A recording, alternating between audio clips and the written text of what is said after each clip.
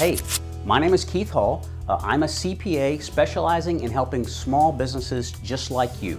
I've worked with many small businesses over the last 25 years. A very common question for most all of us is, what about the business use of my car? Is there a deduction available for that? And you know, I think that comes up so often because we all use our car for business. Now, oddly enough, even though we all do it, it is one of the most commonly overlooked deductions by many small business people. And I think the reason that is it doesn't show up in your business checkbook.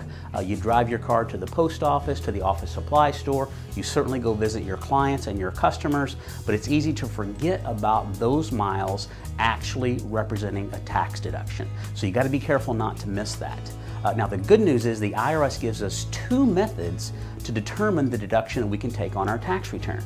Now the first method is called the standard mileage rate method, and it's exactly what it sounds. The IRS gives us a set amount per mile. We keep track of the business miles we drive, those things like going to the post office, to the office supply store, our customers and clients, those type of things. We keep that in a mileage log.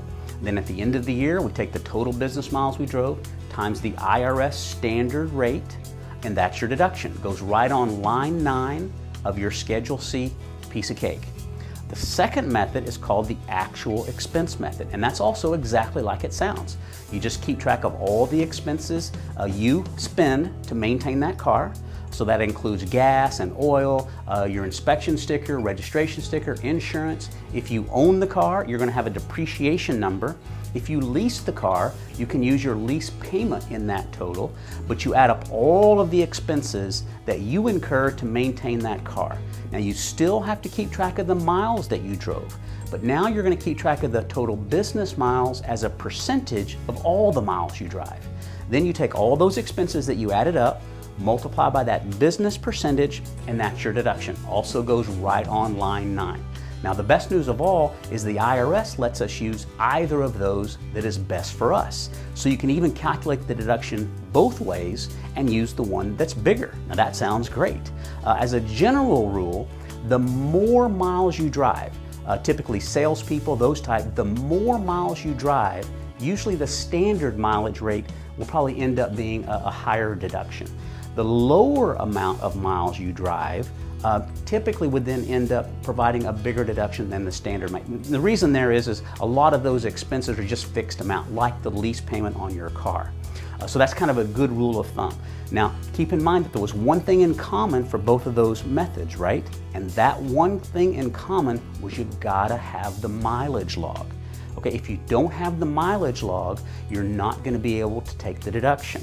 So make sure you keep a spiral notebook in your car, keep a pen there. Anytime you go driving around for business, just make a note. There's other options as well. You don't have to have the spiral notebook. You can keep track of those on your PDA. There's even iPhone apps using the GPS function in your iPhone that help you keep track of the miles that way. Doesn't matter how you keep track of them, but you must keep track of the miles. At the end of the day, you're going to have the mileage log. Use either of those two calculations we talked about, and that's what's going to give you the deduction. Now, lots more information out on the website to help you with this type of information.